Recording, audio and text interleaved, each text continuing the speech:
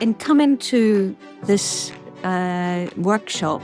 I came without expectations, and I was really, really impressed and moved by what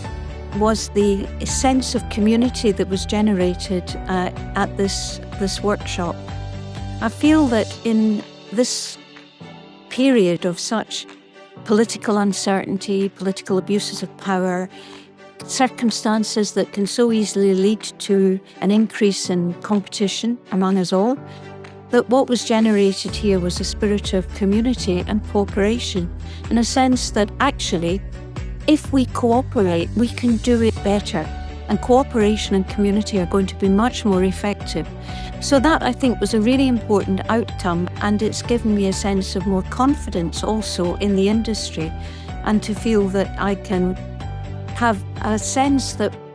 there's more of us who are looking to share and to do things in a purposeful and communitarian way.